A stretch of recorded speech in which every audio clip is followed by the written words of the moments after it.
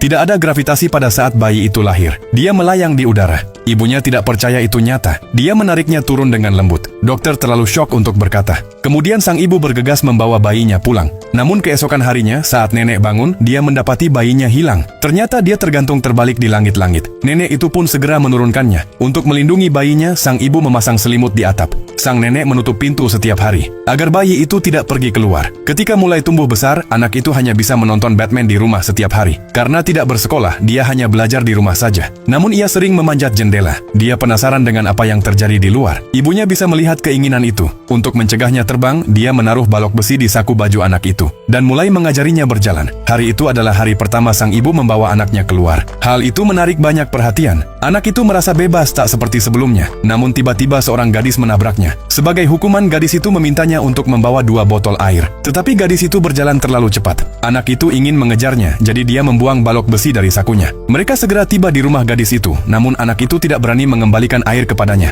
Gadis itu cemas dan langsung merebut air itu. Detik berikutnya, anak itu terbang melayang. Gadis itu tercengang melihat hal itu.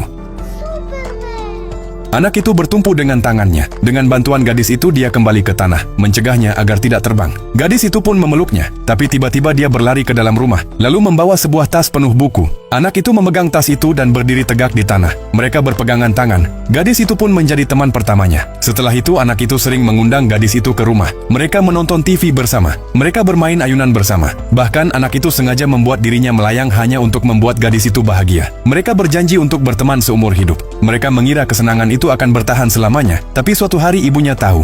Dia menjadi takut. Lalu mengusir gadis itu dan menutup pintunya. Dan meminta anaknya untuk tidak pernah bermain lagi dengannya. Anak itu kembali ke kamarnya dengan marah. Dan begitulah dia kehilangan teman satu-satunya. Beberapa tahun kemudian, anak itu telah tumbuh menjadi seorang pria dewasa. Hingga kini, dia masih membawa tas berwarna pink yang diberikan gadis itu. Jadi, jika kamu juga punya teman baik, tulis di komentar.